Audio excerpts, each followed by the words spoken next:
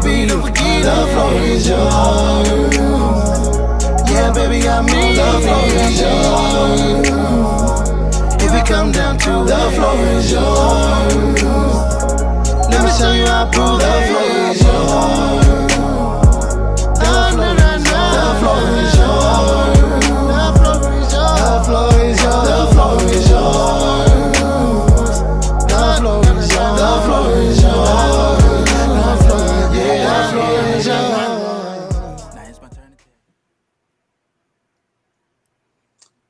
Hey, welcome Floyd's Yours podcast family. We got a special guest here today. I just want to ask before we get started, what you think about that intro song? I like that. It was fly. It was fly. Right on, right on. So, hey, audience, y'all know the deal. Like, share, welcome other people to watch the podcast. We got a real hot topic that we want to cover today. First, I want to introduce a good friend, longtime friend, Stacey Livingston. I've been knowing you for over 21 years, right? Yes, love you long time, brother. Yes.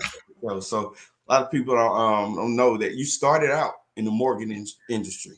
Yes. But you switched over to the mental health aspect. So as you tell us about yourself, tell us what made you make that career change. Yeah, so I'm slowly transitioning. Let me say that I'm still in the industry, but I am transitioning right now. I've been in the industry like 25 years, long time. And I just kind of got, I think around like when I was early 40s, I was like, you know what? I don't feel fulfilled anymore.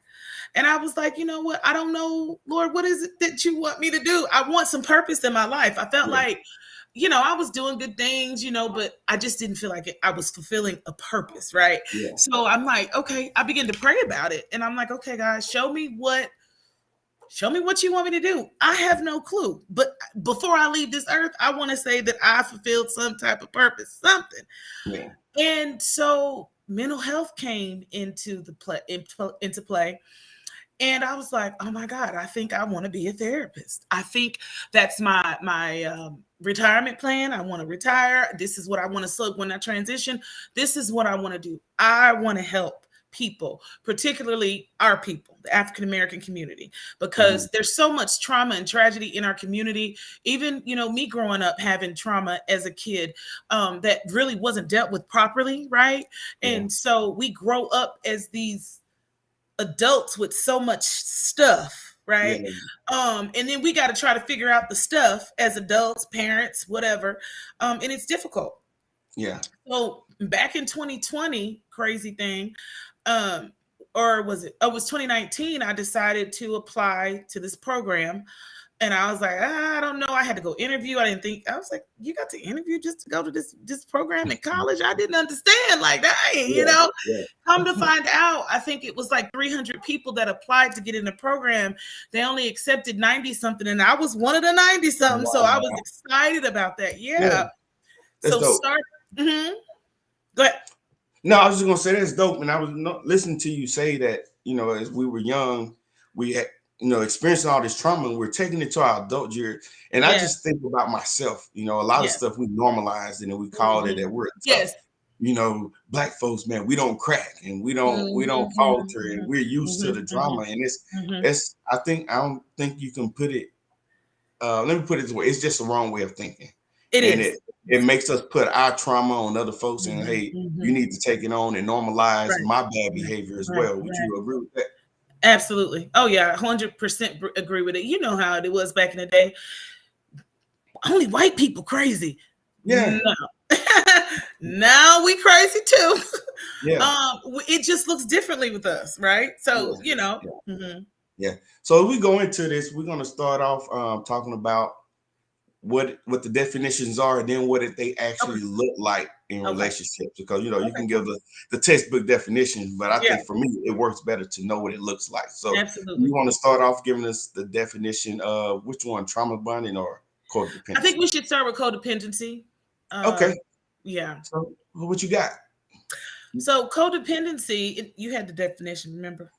Okay, and I didn't pull it up. So let me give a little history of the trauma of codependency. So what I read is codependency was really turned back dealing with people with substance abuse, right? But Mm-hmm. later on, they introduced it into the mental health world for Yes. people who are bonded, if you will, Mm-hmm. taking care of people that have mental health issues, Mm-hmm. and it's like they are feel like they're obligated to be Mm-hmm. there Mm-hmm. and help take care of that person. Yes, Almost that person has no responsibility to heal and deal with their trauma. absolutely. Is let me be nicer, let me be more Mm-hmm. graceful and Mm-hmm. gracious and forgiving, not really holding that person to task to deal with whatever their trauma is. Is that right? Mm-hmm. That's true. So, and let's talk about this first, because when we talk about, excuse me, as far as relationships, codependency is more of a behavior, right? So Mhm. it is a behavior that is developed from a traumatic situation. So somebody that's been like, okay, Mia said unhealthy obligation. That is so Yeah. true. It comes from trauma. So think about like something tragic that happened as a child or wherever at any point in your life, right? That happened and it starts to develop your personality and your behaviors. It starts to develop how you deal with people, right? It starts, and it's basically an unhealthy relationship. It's an unhealthy bond or unhealthy behaviors with codependency. You develop these unhealthy behaviors, addiction, unhealthy attachments, right? Yeah. There's one, you get low self-esteem. You really know people who are codependent generally have low self-esteem. They don't really Hmm. have high self-esteem, because if you had that self-esteem, you wouldn't be following behind anybody, or you Yeah. wouldn't have the need to need somebody else, if that makes sense, in a Absolutely. negative way. Yeah. Yeah. Hmm. Absolutely. And just read a couple of these comments as they're coming in. She Yeah. says, bleeding on folks that didn't cut you when it's That's good. left unresolved and dealt with. And that's exactly what it That's is. good. It's whatever That's my good. trauma is. And Yeah. unfortunately, these relationships are built on that. And it's almost like, Yes. hey, if you're down with me, if you're down for Mhm. me, you're my ride or Mhm. die. You are On your bottom. expected to Mhm. take on Mhm. whatever Mhm. trauma and drama that Mhm. I bring to the Mhm. relationship. Put And everything on my back. I'ma carry it. No. yeah, No. yeah, it's Yeah. crazy. It's crazy. Mhm. I talked to some of my friends and I listened Mhm. to some of the songs that we grew up listening to. Mhm. You know, Mhm. you could put anything, any lyrics to a nice beat, and man, we Mhm. all be singing and jamming. And some of the songs are telling you, like, man, really trauma bonded type Absolutely. lyrics, and they Mhm. sound good. And one Mhm. of my friends was playing a song one time, that old Luther song. I'd Uh-huh. rather have bad times with you Uh-huh. than good times with somebody else. Mhm. And it sounds good. And no, and that was Big Luther too. Man, Yeah. Luther, so the song we're hitting, but just think about that. You're telling somebody that you rather have bad times with them than have good Mhm. times with somebody else. Mhm. And from a therapist, what do you think when you hear that now? I keep thinking in my head, I'd rather have bad times with you than good times with someone else. We jamming to that. Like, really? It's like, no. So basically, it's saying I'm willing to just suffer with you than to be happy with someone else.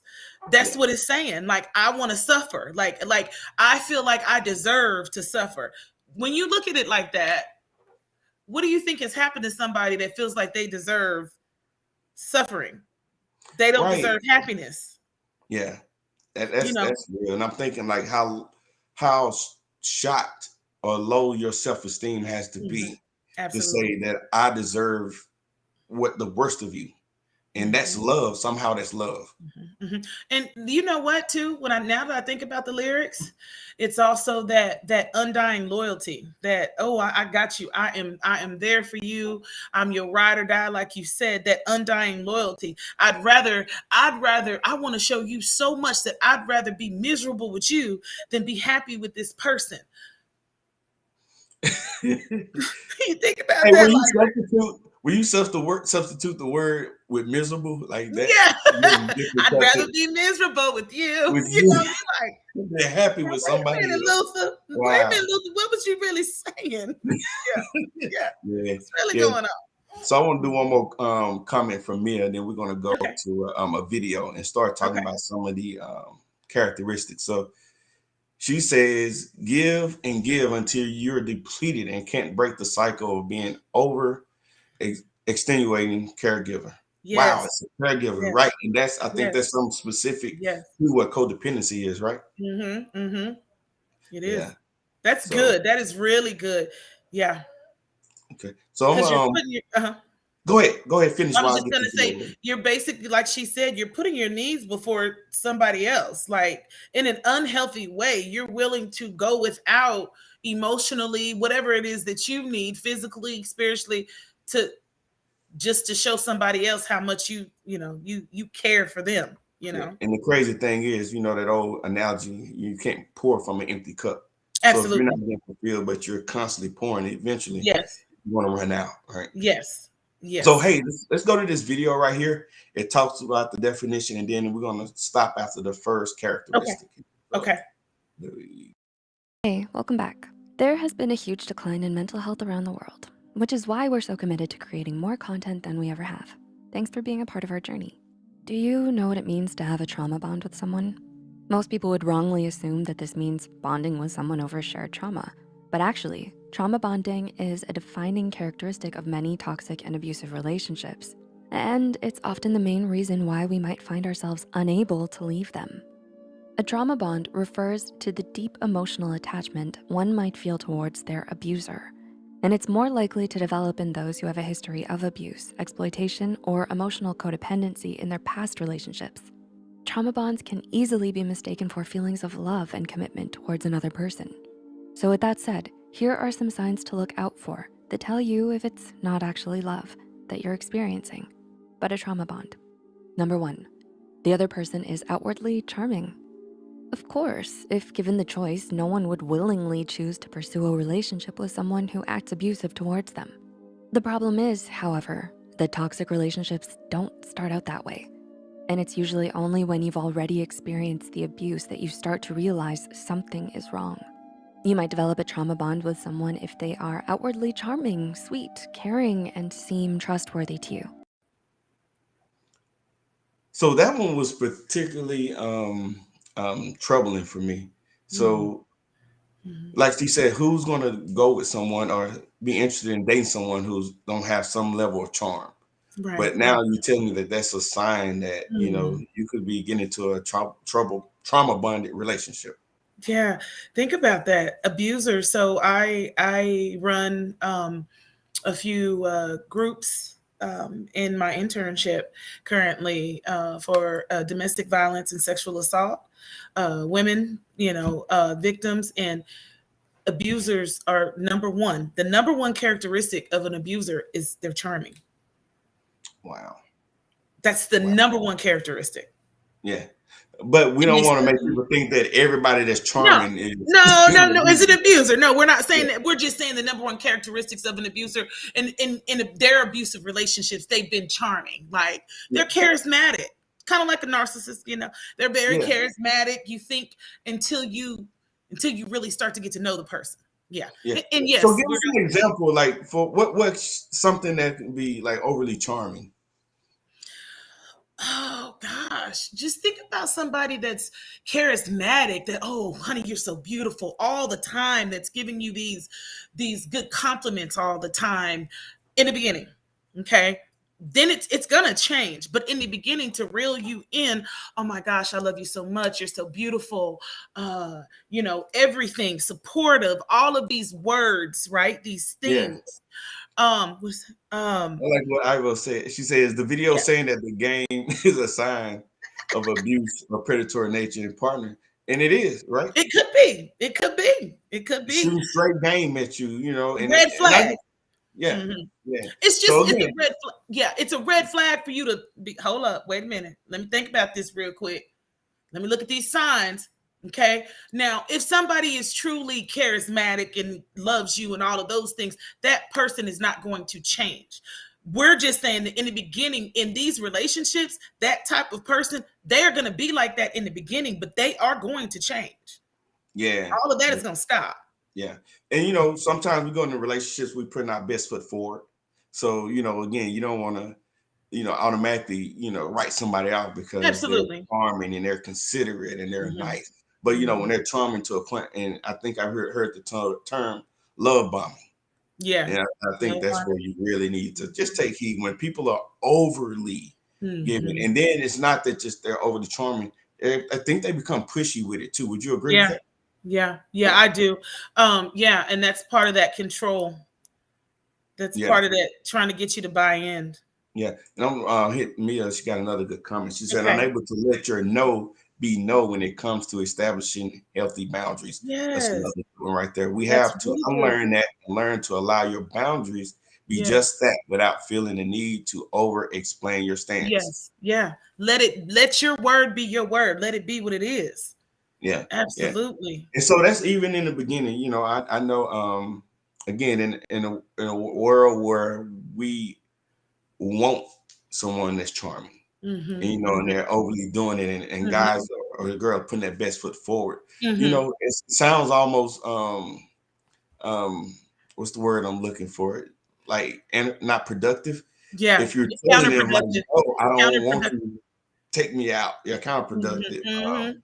or whatever. But if they're being pushy, love bombing, maybe you should really take a step back and Yeah. set the boundaries, explain to Yes. them. What do you Yeah. say to that? I would say, yeah, absolutely right. And I think Mia said it perfectly. You have to establish healthy boundaries. If you don't set those boundaries, and let me say this, in a lot of relationships, people are afraid to set boundaries because they what? They don't want that person to leave. Because if setting a boundary is basically like saying no, basically, this is what I'm not gonna do, or what, basic and they're afraid that, oh, this if I got too many boundaries, this person's gonna leave. Well, let them leave. That might be your saving grace, saving you from some heartache, right? Mm, But yeah, you have to set those boundaries. And I think, and a lot of times with relationships, we don't set them. wow, wow, wow. Got lot of good comments here, so I want Yes, to hit we a do. couple more. Okay. I don't know if it's Facebook users, no names popping up, Everything but you they want said everything tomorrow. you want tomorrow. Yeah. Man, like the urgency, right? It's like, hey, we got Yes, to do all this right now. So, that is good. trips in the beginning, expensive dinners. I want to see Mhm, you again tomorrow. mhm, mhm. What do you say to that? Yes.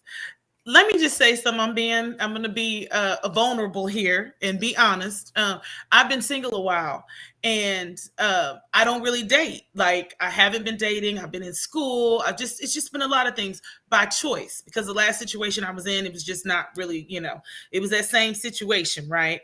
That I had a trauma bond, right? Mhm. And let me tell you, like, now it's like when somebody comes at me, I have these expectations. Oh, I got this list. I got all these boundaries. And let me take, Mhm, it's so mhm. funny because like now it's like, okay, you need to reel back. You need to reel back on this. I mean, I still have my boundaries there, but I think because I have been hurt and I've been in those situations, I have this list, you know what I'm saying? And I Yeah. said, oh, it wasn't gonna change. Like you said, I want to go out. I want to have fun. I want him to do this. I want him to wine and dine me because I deserve, I want, all of these things. And it's like, okay, Stacey, wait a minute. Now those things can happen, but it's not gonna happen the way you think or expect it to happen. You Yeah. gotta lighten up. And Yeah. that's I like just me. Yeah. yeah. When people talk about boundaries, I like to add the word in there, healthy boundaries. Healthy, Because yes. because we can set boundaries and they're not, Mhm, mhm. Yeah. healthy, and they're actually like and Mhm, not productive or counterproductive, like you said. But I'm mhm. thinking about um as you're meeting people and you're setting these boundaries, again, a lot of us want that fairy tale love, like we Yeah. call ourselves hopeless romantics. Yeah. And I think for people that are predators, if you will, they know what they can do to win over people that are somewhat desperate for Absolutely. relationships. Yes. So you love bomb them and you give Mhm, them and you say, I mean, who don't want to go on trips and who don't want mhm, to, have mhm, nice dinners and mhm, gifts and, mhm. all that. But, if it's that superficial, you're making yourself, in my opinion, an easy target. Absolutely. And you said something that stuck with me. You said desperate. A lot of people are desperate for love. That's the reason why, people, they may make comments, "Ooh, you still single by choice, honey. I could have what I want. I could have anything, but I don't want just anything. I'm not Yeah, desperate for it. I'm not thirsty." Is yeah, that what they say now? I'm not thirsty for it. So if I right. have to remain single to get what I deserve and what I want and what I need, then that's what I'm gonna do. Because honey, I can sleep at night. You So let me know? get this other comment from Ivo. I'll let you read it and I'll get the video ready to roll with the second Okay. characteristic. So is trauma bonding more like Stockholm syndrome than it is bonding with people who understand your pain? I would say yes, because That's a good. Stockholm syndrome is like a perversion of love, if you will, where you It almost is. love your abuser. It's tainted, and it's yeah, I think so. You're right, because Stockholm, that version, your vision is tainted, it's skewed, unhealthy, and it's Yeah. not in the right way. Yeah.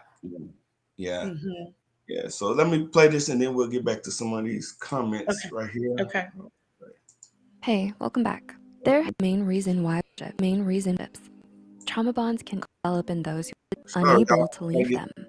It's okay. Is it easily be mistaken for feelings of love and commitment. What are some signs to look out for?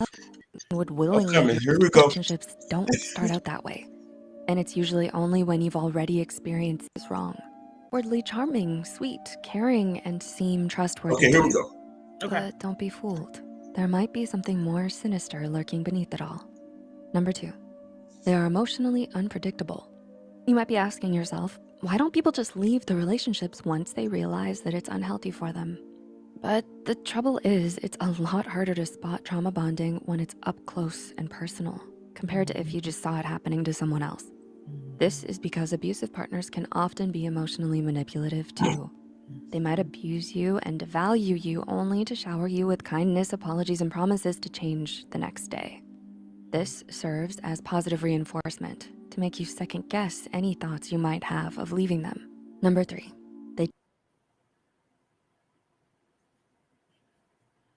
So before we go in there, I want to talk about when they saying abuser. Yeah. So abuse is not just physical, right? We're talking No, about it's mental and emotional. emotional abuse. It's emotional. It's financial. Yeah. Yeah. So this whole idea of positive reinforcement, I think is what they call it, where they abuse you, then shower you with love Yeah. later. Yeah. So can you talk about that? Yeah. So, it's like this buy-in. It's kind of like selling you something. I'm gonna sell you all these, these Coke bottle dreams, to get you to buy in, right? To get you Yeah. hooked, right? And then I'm gonna take it away. I'm gonna slowly do things, right? To take it away. But you're already hooked. So you're gonna want those things that I showered you with in the beginning. Yeah. It's a game. It's Yeah. like yeah. And then you end up experiencing the worst. But in Yeah. your mind, you know, like, hey, we had these great times. And if I can just Yeah. get back to these Yeah. great times, Yeah. that Yeah. somehow we'll be, Yeah. happily ever after again. And the thing is, if I could just get him or her to be like they were in the beginning, but you don't understand that that was a facade in the beginning. That wasn't real. You can't get back to what's not real. Wow. Yeah. Wow. I'm thinking Yeah. about the manipulation that Yeah. got to go Yeah. in place Yeah. to Yeah. run game on that Future level, right? faking. Yeah. Yeah. Yeah. Me Yeah. said future faking. Right. Okay. Faking it. Future faking. Yes, ma'am. Yes. Yeah. I think Mia have been Yeah. looking at some mental health videos, so she got these curves down pat. Right. Yeah. Right. And she also said, here's another comment. She says, I hear you. I'm plenty hydrated by myself, not thirsty. Right. I know that's right. That's what I'm talking about, girl. I know that's right. And I wanted to say something too, that trauma bonding is cyclical, meaning that it just continues and continues until somebody breaks it. It's a pattern. And we'll talk about when we talk about the equality, we'll talk about that. It's a circle, it's a pattern, it's a circle. It just keeps going around and around and around. Same stuff over and over. Wow. Wow. Mm-hmm. All right, so let's go to number 3. They tend to take their problems out on you. Think back to the last time this partner, friend, or family member heard some bad news or encountered a problem. How do they usually deal with it? Do they often lash out, take it out on you, even when you've done nothing wrong? They could be keeping you around as their psychological punching bag, and you deserve better than that. Number 4, A psychological punching bag. Yeah. Man, Yeah. I'm thinking how intentional that Yeah. has to be to keep somebody around just so that you can beat up on. Yeah. Yeah. Just so I can we call it countertransference in the therapy world. So I can transfer my trash onto you. I'm just throwing it up on you. Yeah. Putting Wow. everything on you. And it's really not, and you're so beat down, right, that you don't realize that this isn't your stuff. They putting all this stuff on you to keep you down, though. But it's to keep you heavy and weighed down. So you start blaming yourself, sounds like, for Yeah, the issue. Like if I hadn't upset him, or if I hadn't woken him up or her up, or whatever. If I could only be more understanding, or if I could only be there like he said I needed him to be there, knowing you there all the time. Wow. Yeah. Crazy. Wow, wow. We got another comment where Mia said, and keep the comments coming. We promise we'll get through as much as we can. But she says, when you break the cycle, you may need to be prepared to pay the price. And she used the $sign there. If you have children together, married, a business together. Wow. Oh, yeah, that is definitely. true. And so we know sometimes people stay in those relationships for varying reasons. It could be for children. It could be financial. Could be religious reasons. So, man, how would you advise someone in these circumstances that feel like right now I'm here and I can't leave? I would, the first thing to do in any type of relationship when we're talking about anything that's abusive, like we said, it's just not physical, right? You need to create a safety plan. You need to create some type of safety plan where you're safe. Really, it needs to be an exit strategy. You need to have a support system that's outside of the abuser. You need to find that. If you don't have family or friends, there are places to go, shelters, there's any there to help for what you need. And then you need to create a safety plan too, because you always have to maintain safety and make sure that you, and if you have children or whoever, that you're safe. Yeah. Andreas, Miss Cookie, appreciate you tuning in. She says, know your community resources. Yes, ma'am. Yes. There's another one up here I want to read too. This was from earlier discussion. She said, that's the truth. Not only transferring their trash on you, they're also taking advantage of the fact that you are wanting to be a support to them. They're used to beating you up and you just taking it. I'm gonna let you respond to that. Let me tell you something. You are right, Andrew. It's like, so when we talk about trauma bonds, we just don't say it like in the spirit. It's a spiritual soul tie. It's a soul tie. It's like somebody sucking all the anointing and great everything that you got in your life that God has granted you or given you, or whoever you believe in, the good things that you have, somebody just taking it and sucking all the life out of you. Yeah. It's basically what it is. Sucking the life out of you until you have no more life. And they're just taking it all in. Because think about it, the more that person takes advantage of you and transfers all their trash on you, they're pouring it out and they're not taking nothing in. They're just feeding their egos and feeding their just feeding their toxic behavior, and it's just making them feel greater about themselves. But if you notice, when you break from that toxic person or that trauma bond, or they get angry. I think somebody said a smear campaign. I think it was Mia. You were right, honey. Because once you break that, I've had that done to me. I had somebody attack my character all over Facebook, smear my name because I stood up for what was right. Yeah. You're not going to run me no more about this certain situation. And they went to Facebook. They took it to Facebook. It wasn't true, but it was mad because that person did not have that control, which they never did anyway. But they realized, I really can't control her. So they got angry. It's like they throw this adult temper tantrum because they can't have control anymore.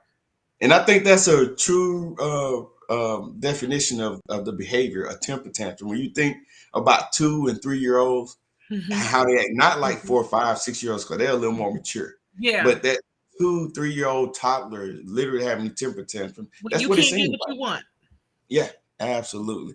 Here's another one for Andrea. She said, and a lot of time what they suck from you, they grow from it and move on to the next victim. Oh man. Yeah, that's good. It's like they get smarter and smarter. Do you know what I mean? Like they get more keen and they start to develop their craft even more. Yeah. I've heard people say too that they fear helping someone get better, so that they leave and go to someone else. Yep. Yeah, like, I don't want to. improve I him don't. so someone else could benefit Yeah, from him. I ain't making you better for the next so and so. You know, how can I say this? Sometimes, unfortunately, it is what it is, right? I think it may not per se be that. Sometimes I think it's maybe people mature and grow and realize, look, oh, I screwed up with you, right? And I know that I did you wrong, and I'm sorry, but I'm learning from those things not to do it Yeah. anymore. And it does seem like that. Well, how was he better with her? He wasn't Yeah. good with me, but we do mature and learn. Those are Yeah. the positive things, you know. Yeah. And I want to make the difference, point out the difference between these and someone that's actually diagnosed or that could be exhibiting narcissistic behavior, because those people are not going to change, No, right? They that's just a going to go on behavior. to the next victim. No, Yeah. that Now, is a yeah, behavior. someone that learns from their mistake and they get better and go somewhere. I could see the angst in that, or how someone can get upset. Like, man, why couldn't they be that for me? But someone with the personality disorder, though, that's probably not going to be the case, right? Right. So when you talk about personality disorders, this is embedded in who you are. And unfortunately, that doesn't change. People, narcissists and people with BPD is a borderline personality disorder, and that's just as almost as worse as narcissist.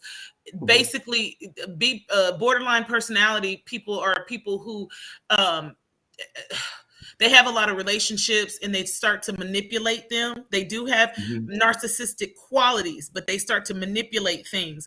And the thing is, they do not have the ability or the capability of feeling remorse or feeling sorry or sorrowful. That's the problem. Like, they really can't do it. Like, it's, how you can feel, how you can feel sorry for something. Oh, I did something Yeah. wrong. Oh, I feel sorry, or I feel. They don't feel that way. That's not a feeling that they physically can feel. And it's even hard in therapy for for those type of personality disorders. It's very difficult for them to heal from that. Yeah, that's a Unless good you point. if you're properly medicated, yes, but they don't want to take no medicine. Yeah, they don't want the long term, No. intense therapy. So No. usually when you get those type of people, you look at the trail of their relationship, and it's the same. Yep. Every relationship that they They're going had. to try to change you. Yes, Narcissists will be absolutely. in the therapy, telling their therapist, trying to change the therapist. and people with borderline too. They the same Yeah. thing. They're going to try to change you because there's nothing wrong with them. Yeah. So would you agree with this right here from me? Antagonizing and overbearing and making you feel as if God mercy isn't for you anymore. Wow. Yes, Man. that's good. Yeah. That's really good. Yeah. I'm going back to the how intentional you have to be to have that mindset towards somebody to make them feel that God mercy isn't for them. And they will put here to really suffer your abuse and blame her like, hey, we're married. That's the vow. Absolutely. That's what you're supposed to do. Right. Right. You're supposed to take this. No, Lord, he did provide a way of escape. You got to read your Bible. There's a way of escape. Yeah, yeah. So we're gonna do this next comment. I'll let you read it while I prepare this video for the next Which step. one? Okay. Here we go. Okay. People must learn that the love and happiness they are looking for is inside them. As long as they continue to look for this from someone else and then look from validation, oh, that's good, from that person also, you are doing nothing but basically killing yourself slowly. That is good. Oh my gosh. Yes, because wow. And that's another thing. We are seeking validation from others, meaning that we care what others think of us and we want to be accepted. And this is another thing too. We deal with a lot of times with trauma, it deals with abandonment. It starts with, at some point, there was some type of abandonment in your life. Whether it's a parent, whether it's a loved one, whether it's a friend, something happened. And so when you have those feelings of abandonment, you're always trying to seek validation from somebody, whether even in your partner. And you're going to continue to seek validation. You're going to continue to do things so this partner can constantly validate you. Make you feel good. It's like this feel good, it's like this endorphin that makes you, that makes you feel happy and stuff. But like this Facebook user said, that you have to find that within yourself. You can't find it from somebody else. Yeah. And I want to unpack this validation piece a little, because I think that's a stickler for a lot of people because, Mm-hmm. like you said, it feels good, and we do Mm-hmm. want to know that the people that are in closest proximity to us, Yeah, that we're important to them. So whether absolutely. you want to call it validation or acknowledgement, it feels good. And my thing is, I'm thinking like if I'm a father or a husband, Mm-hmm. I don't, I'm trying to wonder how that would feel if someone made me feel like I wasn't a good father or a Mm-hmm. good husband. And I'm Mm-hmm. thinking, especially as a husband, okay, maybe I'm not a good husband for you. Maybe this Mm-hmm. relationship is not good Mm-hmm. enough.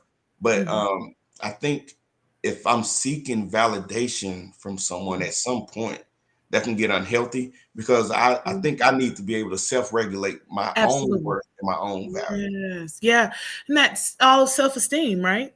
If Yeah. our self-esteem is low, we don't feel too good about ourselves.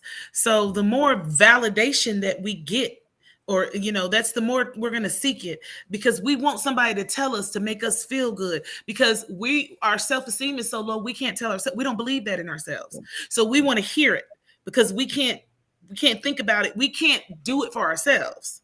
Oh wow, that's good. That's good. Has So everything to do Neil, with self-esteem. yeah, Mm-hmm. Neil says having the emotional intelligence of a toddler. That's that word again. It's the Yes, truth. ma'am. And, it's funny and kind of laugh at it, but it is true when you see how unstable and emotional immature they are. Yes, toddlers cannot emotionally, they can't self-regulate. Think about it. Abusers, these men, women, whoever that do stuff like that, that beat, that are physically abusive or whatever, whatever, they have no self-regulation. They can't self-regulate. Yeah. Wow. They Wow. don't have control over their emotions. That comes with maturity too. Yeah. Yeah. So got this right here from my good friend Britt. She says almost like a sociopath. Yeah. Yeah. Sociopaths, again, they can't feel empathy or sympathy. They cannot feel it. So they That can't word. feel sorry for you. So they not gonna feel sorry for what they did, because they literally cannot feel it. So how important is empathy? And I'm gonna ask you that by saying this. I listened to there's this doctor, Dr. Romani, and she talks a lot about these personality disorders, and Mm-hmm. she talks about how important empathy is. And she said her and her husband, her ex-husband now, but she said the one thing that her and her husband agreed to make sure that their kids had above all else was the ability to show empathy or the Yeah. ability to empathize. And I'm Yeah. thinking like, wow, man, that's like out of everything that you have the ability to give, for that to be at the top of the list, like that has to be pretty telling. Mm-hmm. So empathy basically is having the ability of understanding and sharing feelings of one another. So it's, I feel what you feel. I understand what you're feeling. So I can empathize with you. Sympathy is a little different, Mhm. but with empathy, it's like I can relate to you because I can understand your feelings, what you're going through. I can feel that with you, right? Wow. Sociopaths, they don't understand, they don't have that peace. Yeah. So if you're crying and all that, they don't understand that. Yeah. And They she don't. talked about that inability Mhm. to have empathy when you use the word to actually feel. She said Yeah, what they have is something she called cognitive empathy, yeah, meaning they know that you should be upset from this issue. And they can yes, use it against you or right. to their advantage to say, okay, I know this will make her happy. Mhm, I done done something terrible. mhm, I know this will make her happy. Cognitive, mhm. knowing. So Yeah, I'm gonna do something to, get through the hurt that I caused, or yeah. the opposite. I know, Mhm, that this will hurt her, mhm, and let me act like I mhm. feel Right. um, They, empathy, they're but very good. really doing it. They're very good actors. Like she said, cognitively, so they can understand the process. Mm, Does that make sense? mm, So yeah. cognitively, they can understand the process of all of that, but they can't feel it. Wow. And so they're good manipulators because they can mimic it, but they're really not That's feeling it. scary. That's Yeah, scary. it is. It is. Yeah. I had a friend like that. Now it's so funny. Hindsight is 2020. I had a real long friendship with someone, and I ended that friendship. And as I'm like in my studies now, and I'm like, wow, this person had BPD. They literally had borderline personality disorder. They could not feel, you know what I mean? Like all of the symptoms were there, and I understood, you know what I'm saying? Now I still don't fool with the person, but I'm just beware because this person really has PPD, you know? Yeah, it's crazy. Yeah.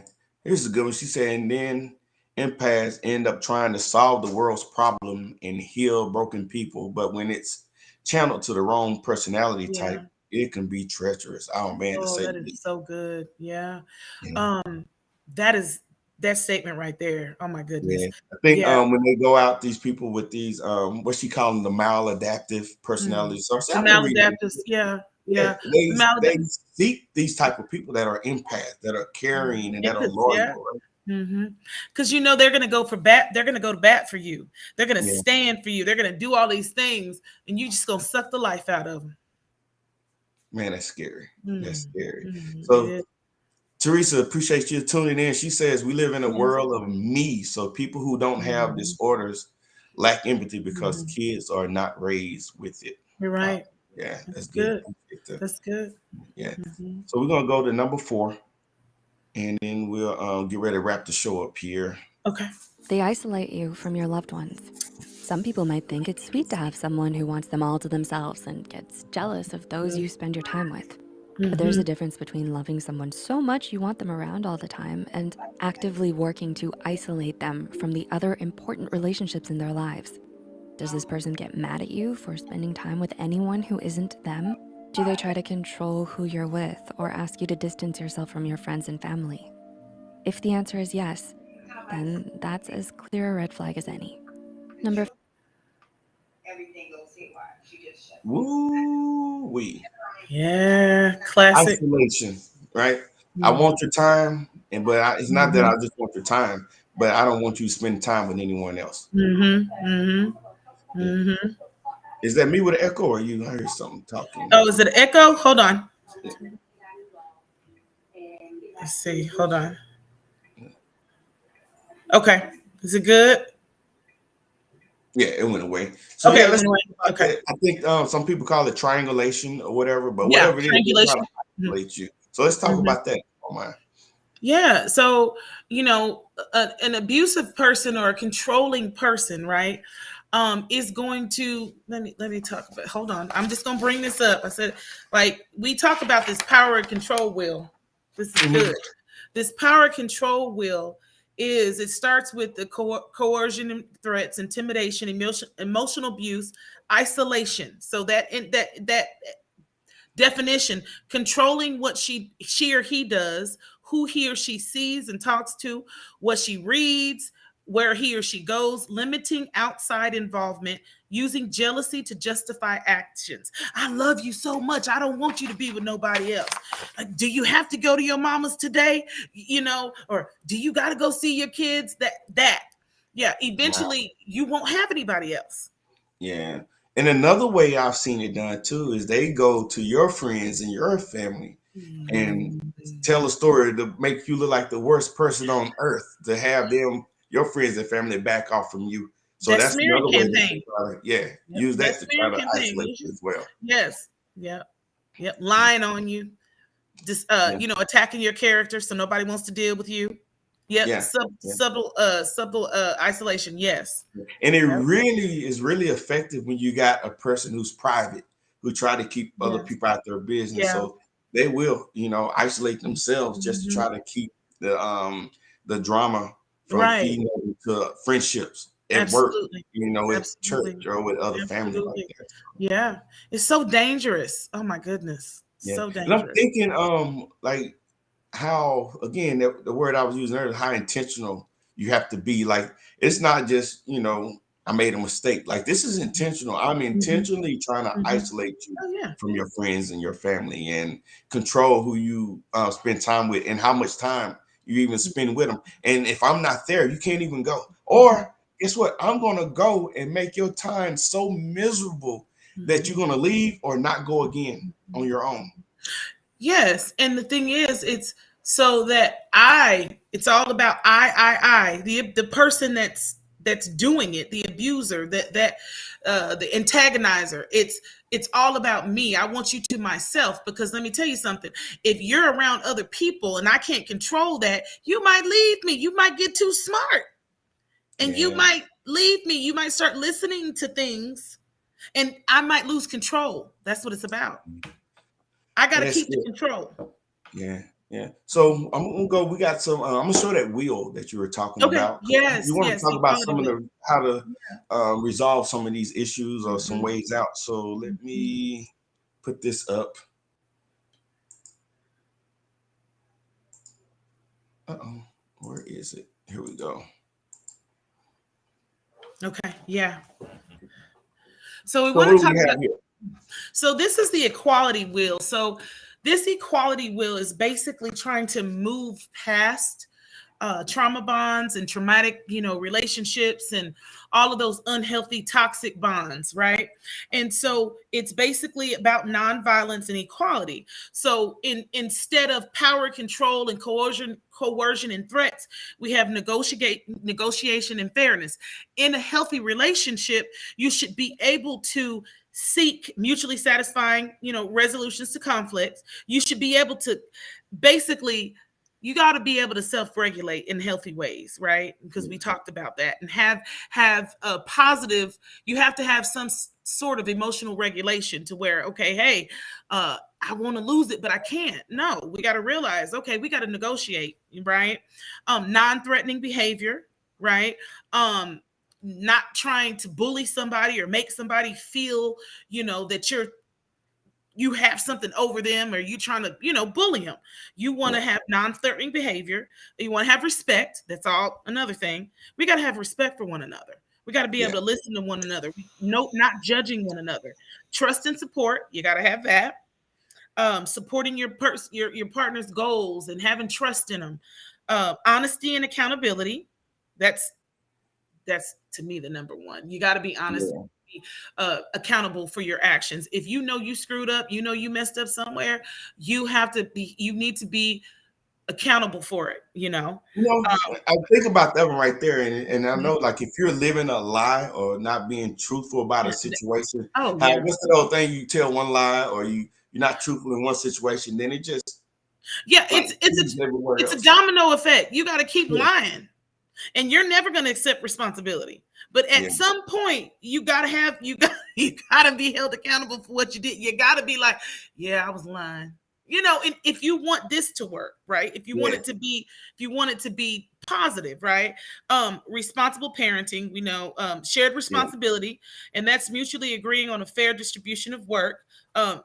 Making family decisions together, and economic partnership. Now that's good. That's for those people who are financial abusers. You can't go nowhere. I got control of everything. You can't leave. Making money decisions together, making sure both partners benefit from financial arrangements. Oh man. So, the equality will. Piece, man. That's huge. Yeah. A lot of people don't know about the equality wheel. A lot of people know about the power and control wheel, but the equality wheel is to help maintain and get to a point of healthy relationships. Like, those are the things that you need to keep and maintain a healthy relationship. Yeah. So Mia said, maintain a sense of control within your body as well. Yes, that's good. Yeah. Another one. Non-threatening behavior includes body language and tone of voice, facial expression. You're right. So I think about how people could try to intimidate folks by standing over them, or staring at them. Yeah, things like that. Yeah. So one thing I do want to reiterate is that abuse is not just physical. We got the emotional and mental abuse too that people need to understand is not right, and it can be as equal as damaging as physical abuse. Yeah. I have some people I know now that are going through situations, and it's not physical at all, but it's emotional and financial, and that's it's even worse. All right, Nate. Cutting Nate said, great conversation today, guys. Appreciate everybody that tuned in. So man, I wish you well on your endeavors. I appreciate you spending your time. You got your own podcast, right? So I want you to tell us Yes. about the podcast and what it consists of and what y'all talk about. Okay. So me and a few high school friends, there's 5 of us. We have a podcast called the DCG podcast. Them Colony Girls. We consist of 5 African American women that went to the colony back in the day when it wasn't many black folks. So we can kind of relate. We are funny. And we talk about up to date topics and all of those things, but we are very funny. And I'm not as professional on the DCG podcast, FYI, just to let you know. We just, we are very funny, and you can listen to us on Spotify. So we are out there on Spotify. DEM Colony Girls. Them Colony Girls. Yeah, Okay, so DCG. so when you told me about it, I was trying to like come up like, what is that name? I never would have guessed that. Yeah, so. Them Colony Girls. We from the colony. Because, back in the day, people like, it was black people in the colony. Yeah, it was us. Few of us. Remember when you told me you lived there, I was like, where the heck is the colony? And I remember when you told me, I was like, man, I never lived that far north. And then I bought my first house. Now you here in the colony. Yeah, I remember. Just living north here in Little Elb too. So look, man, this is good, man. Go ahead. I'm sorry. I was saying you bought your first house across the street from the elementary school I went to. I did, so man. Yeah, the colony, baby. Yeah, there it is. So how can people find you if they want to get in touch with you? So if you want to get in touch with me, you can email me at Livingston, and it's Livingston, Stacey, Stacey 007 at gmail.com. I'm also on Facebook. It's Stacey Livingston. Yeah. Okay. Well, great. So holler at me. I will. Another person I work with in the community. Appreciate you. Quick Wick Jay. I've done some work with her. Janine. I know her. That's my homegirl. She's small world. Yeah. Hey, so Janine. We went to college together. Really? So I've worked with her before, and she's actually going to be a part of an event that we got coming up. So here's the plug for an event we got coming up where we deal with and talk about some of these issues right here. So it's called the Conversation Summit, and it's going to be right here in Frisco, Texas. So I'll talk to you about that, Stacey, because I do want you to be a part of it. Awesome. And Janine just got her LPC. I'm trying to be where Neen at now. Neen just got the LPC. So yes. Yeah, so she'll be a part of it and working with us on there. But one thing that what I've learned is that when you're dealing with some of the trauma and the lack of wealth in our community, it's not necessary that we don't have jobs, because we work and we work 40, 50, 70, 80, 90 hours a week. So the issue is, what do we do with the money that we have? How do we manage it in a responsible way? What are some of the tactics that we can do to take advantage like other people do?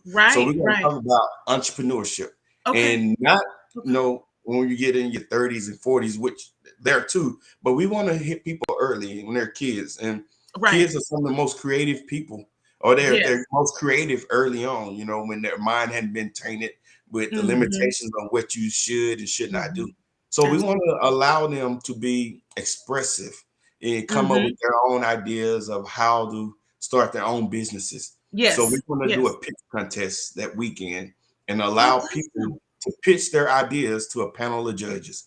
And some of the resources that we're going to offer are create an LLC or nonprofit, whatever it is. We're going to offer a website design, logo design, and also some financial resources and coaching, So, if you know people, kids or adults that want to participate in the pitch contest, have them go to the website. It is, I got it right here.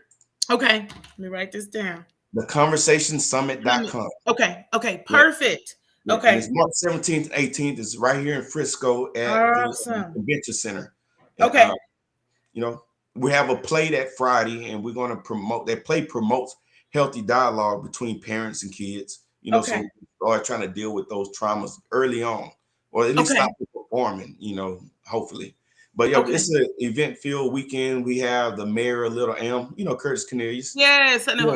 Yeah, he's going to be a speaker. We have Angela Pelham. She's a councilwoman from Frisco, and Jamel But we also got some other. Jamel Johnson is the councilman from Little Elm. But we Okay. also have some other community partners. We have Nigel Jones. He has his own business. He's going to offer some coaching, and also Serena Matthews. She has a nonprofit called I Create Peace, where she deals with kids, and she's going to be working with Janine too. So it's an event-filled weekend. It's only $10 for adults. For kids, it's free. But everybody needs to register. So please go to theconversationsummit.com. And Stacey, I want you to be on the relationship panel. So we need you to participate and help us fill seats. I'll be there. Okay, I'll be there. Yeah. So I'm gonna let you, as we get ready to part, to give us your final thoughts and words of wisdom. All righty. Well, I just wanted to say that it was wonderful being here and asked to be here. Just continue like Mia gave some, honey, you gave some tidbits tonight. I love it. It's all about healthy boundaries. This is what we need. We need to start creating these healthy boundaries so we can have these in our relationships, and not being afraid to be willing to let something go. Don't be scared. Don't be scared, y'all. Don't be scared. It's all about you being happy and you having self-love. Yeah. Tough love, man. Self-love. You're right. And here's the thing about self-love. We not that selfish self-love where you neglect others. Yes. Because you can love yourself, but not at the expense of other people too. Absolutely. But you gotta know that you have intrinsic value. Yes, God gave absolutely. you value above that any value that any man can place on you. But you got to know that. And if you don't value yourself, somebody else is going to place the value on you that they want you to have. So yes, those are my parting thoughts. We appreciate everybody for tuning in. Like, share the show. Yes, share. This is how you get the words out. We got all these resources in our community, man. And it bothers me that we don't take advantage of them like we should. So exactly. Yeah. Hey, can you come back again? I will be back. All right. Y'all heard us. We're going to hold it to that. Hey, all love. We'll see y'all next time. Okay, see you later. Baby, don't forget the floor is yours. Yeah, baby, I mean the floor is yours. If it come down to the floor is yours, let me show you how I prove the floor is yours. The floor is yours. The floor is yours. The floor is yours. The floor is yours. The floor is yours. The floor is yours.